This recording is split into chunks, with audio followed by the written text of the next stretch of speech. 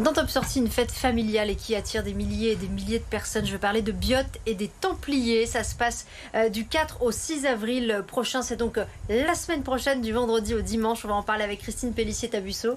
Bonjour. Alors, bonjour à vous, bienvenue. Alors, non seulement vous êtes élu à Biot, mais surtout c'est vous qui, il y a quelques années maintenant, une quinzaine d'années, on va en parler, avez imaginé ce festival de Biot et des Templiers. En 2009, effectivement, à la demande du maire en place, on m'a demandé, sur une feuille de mission, de trouver une idée de manifestation et de nouvelles fêtes. Et j'ai eu cette idée géniale qui est devenue aujourd'hui ce qu'elle est et qui est devenue une fête incontournable. Et où il y a énormément de visiteurs qui viennent. Effectivement, une idée géniale. On va en reparler, en refaire la genèse. Mais d'abord, on va se tourner vers Morgane Lasdi-Pesson. Bonsoir Morgane. Bonsoir Céline. Pour le magazine Le Mensuel, on a failli t'oublier, oui, mais quand même. Attendez, en plus, je suis pas venue toute seule. Hein. Oui, avec ton interview la semaine. Élodie Pou, quand même. Élodie Pou, alors elle remplit des salles depuis des années avec son premier spectacle. C'était le syndrome du Playmobil. Alors Élodie Pou, on se rappelle entre autres pour son fameux personnage de Kimberley. Kimberley, tu vois. Bon, je ne saurais pas le faire, elle est beaucoup plus drôle que moi, bien sûr. Elle est passée à son deuxième spectacle, cette fois-ci c'est le syndrome du papillon. Alors elle a fait une petite pause entre deux, parce qu'on se rend pas bien compte comme ça que les humoristes nous font beaucoup rire. On les voit passer de plateaux, d'émissions en radio, on les voit sur les réseaux, on les voit sur scène, ça tourne énormément, ça remplit des Nikaya entre autres. Et on se rend pas compte qu'il y a une fatigue quand même qui s'accumule, qu'à un moment aussi, pour être inspiré, il faut s'arrêter un petit peu, il faut vivre, il faut profiter de sa famille, il faut faire d'autres choses pour avoir des choses rigolotes à nous dire sur scène. C'est ce qu'elle a fait, c'était vraiment, je pense, salvateur pour elle de le faire. Elle est revenue avec une casquette en plus de productrice, donc elle est à la tête réellement, elle aussi c'est vraiment une créatrice de son spectacle, de son contenu. Elle revient avec des personnages dont la folie est jouissive, c'est toujours un petit peu cruel mais c'est excessivement drôle. Je vous laisse en sa compagnie pour le syndrome du papillon. On l'avait rencontrée à Nice en été pour les plages du rire, d'où les tenues un peu plus légères. On la retrouvera toujours à Nice au Palais Nikaya le 5 avril. Quand on vit plus rien, on n'a plus le temps de raconter quoi que ce soit. Les chroniques, la télé, les radios, j'avais plus de jus en fait. Déjà, j'avais plus d'espace de stockage disponible là-dedans, et je ne vivais plus rien en fait. Donc c'était dur de raconter des trucs. Puis j'ai du mal à prendre des co-auteurs, donc c'était doublement difficile. Mais là, non, il était temps que tout s'arrête. Enfin, en fait, ça fait 9 ans que j'arrête pas quoi. Que j'ai pas eu de vacances. J'ai un neveu, il sait pas qui je suis. Enfin, c'est n'importe quoi. Mais c'est seulement quand on s'arrête. C'est flippant de s'arrêter parce que moi, j'ai mis 9 ans à être là où je suis aujourd'hui.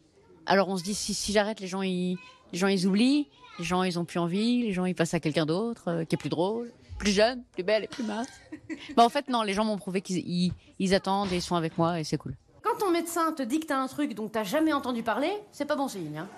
C'est pas ça le pire. Le pire, c'est quand c'est toi qui donnes ton nom à une maladie. Tu dis, ah, pas faire long feu, moi. Prochaine fois que je rentrerai en boîte, elle aura des poignets. Moi, les persos, ça s'apparente pour moi à de la magie. Quand je suis en stand-up, je suis une version de moi-même un peu bêta, comme la deuxième lettre de l'alphabet grec, hein, pas bêta, mais qui reste un peu moi. Alors que quand je rentre dans un perso, là, je suis, mais plus moi du tout, quoi. Je pense comme le personnage, j'ai une posture différente, j'ai une voix qui sort qui est pas la mienne, mais ça c'est vraiment c'est hyper libérateur et je me permets des choses quand je suis en perso que la Élodie du stand-up ne se permettrait pas. Les parents n'avaient pas les moyens, on est 5 enfants. Ah les poux ça se reproduit mon vieux à une vitesse. Sans le spray, on serait des millions. Au début, on va voir un humoriste et puis après on va voir cette personne qui s'incruste chez nous par les écrans et dont on a l'impression de connaître la vie, dont on a l'impression de connaître le mari, l'enfant, alors que je la montre jamais, donc personne ne sait quelle tête c'est là. Mais les gens viennent voir quelqu'un qu'ils connaissent. Les gens viennent voir limite un pote à la fin.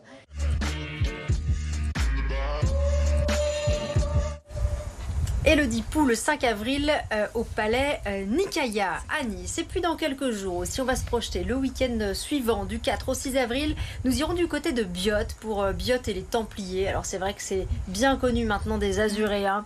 Christine Pellissier-Tabusso, on en parle avec vous parce que vous le maîtrisez de bout en bout, cet événement. C'est vous-même qui êtes à l'origine de sa création. Est-ce que cette année encore, vous espérez faire carton plein en termes de fréquentation? On peut peut-être rappeler des chiffres absolument records. Alors, à peu près 100 000 personnes, visiteurs sur le week-end, donc sur 3 jours, du vendredi au dimanche. 500 figurants. Oui. Une trentaine de troupes. Vous avez bien C'est appris incroyable. oui. Non, mais c'est Oui. colossal. Parce que Ben, on a Biot, beaucoup. c'est pas Paris non plus. En fait, Enfin, on a il faut beaucoup de pouvoir- bénévoles qui nous rejoignent, qui rejoignent les équipes et qui veulent absolument faire partie de la manifestation. Alors, on va peut-être, pour ceux qui ne connaîtraient pas Biot et les Templiers, rappeler de quoi il s'agit.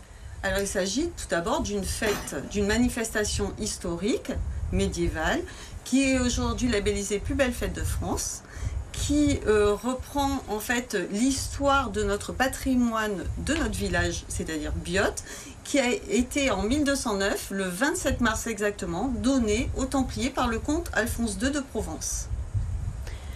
Peut-être aussi, alors quelque chose qui est vraiment intéressant que moi j'avais appris au sujet de Biot et les Templiers, c'est qu'il y a une grande fidélité à l'époque. Il y a vraiment des gens qui sont des spécialistes du Moyen-Âge et qui reproduisent certaines choses très fidèlement. Je veux dire, c'est pas juste du spectacle, Oui, du folklore, il y a une vraie dimension historique. Hein. Nous accueillons 30 troupes de pays différents et qui reprennent les codes de l'histoire en fait, comment on dit, s'habillant, se costumant, en usant les coutumes de l'époque pour faire plaisir en fait aux visiteurs et puis surtout apprendre aux gens comment on vivait à la période du XIIIe siècle.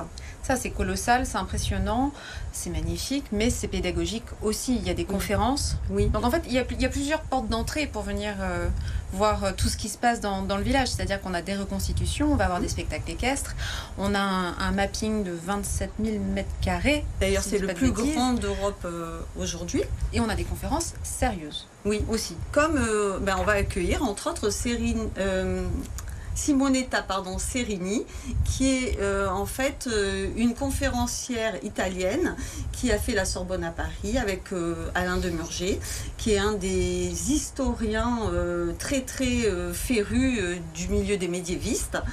Et Simonetta vient, et on a la chance de l'accueillir sur le village et qu'elle va nous donner une conférence. Par ailleurs, on accueille aussi une archive médiévale qui est actuellement présentée au musée d'histoire locale. Il s'agit de 5 feuillets d'une Bible qui appartenait à un templier ou un hospitalier de l'ordre de Saint-Jean. Elle date à peu près du XIIIe, XIVe siècle. On pense qu'elle est datée de 1307 exactement. En tout cas, elle est faite sur parchemin et elle est écrite à la main. C'est vraiment quelque chose qu'il faut absolument que vous alliez voir au musée d'histoire locale. Voilà, alors avec des conférences plus ou moins pointues. Et puis si on veut venir par exemple en famille avec des enfants, là il y a aussi une dimension beaucoup plus ludique. Alors au niveau des animations, vous allez avoir des démonstrations de combat, vous allez avoir le marché médiéval avec plus de 60 à 70 échoppes. Vous allez pouvoir vous restaurer à la fois dans le village. Tous les restaurateurs et les commerçants ont joué le jeu. Entre autres, nos restaurateurs proposent des menus médiévaux pour ripailler. Bon alors qu'est-ce qu'on mange quand on ripaille parce que... Sûrement du cochon à la broche, ou alors, je sais pas, des viandes de l'époque. Il n'y aura pas de quinoa, quoi. Voilà. Normalement. Peut-être, je ne sais pas si à l'époque ça se faisait, mais en tout cas les lentilles, oui, je pense que oui. Il y a aussi 2 spectacles équestres enflammés avec cracheurs de feu, des cavaliers, des acrobaties, des performances. Donc là, ça va être un spectacle assez grandiose. Alors cette année, on accueille 30 cavaliers qui vont nous proposer des voltiges et surtout le soir de l'ouverture, après le défilé au flambeau et après le mapping, il y a le spectacle équestre de feu. Et là, il faut vraiment absolument venir. Bon, on a bien noté tous ces temps forts de Biot et les Templiers. Merci beaucoup Christine Pellissier-Tabusso d'être venue nous voir dans Top Sortie. On va passer à l'agenda.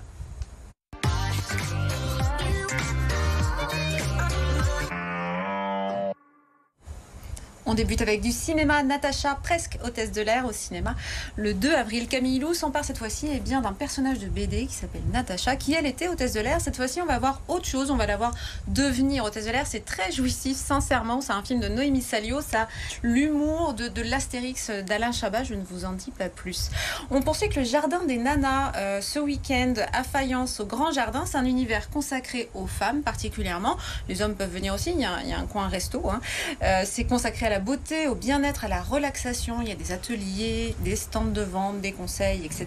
Et puis un spectacle, Trash, le 26 avril à Valbonne, au Pré des Arts. Donc là, c'est une alternative à la déchetterie. Tout ce que tu as dans ta poubelle, tu vas pouvoir en faire un instrument de musique. Donc moi, je trouve ça génial. On a 4 artistes sur scène qui sont vraiment hyper investis. C'est drôle, c'est écolo, c'est musical, c'est rythmé. Voilà. Puis on peut faire du coup de la musique avec des outils, des bouteilles d'eau ou des jantes de voiture. Merci beaucoup, Voilà. Morgane. Je vais m'entraîner ce week-end. Et très bon week-end. Et quant à moi, je vous donne lundi pour le rendez-vous de tous les sports, tout terrain. Vous allez découvrir qu'on joue au baseball dans les Alpes-Maritimes.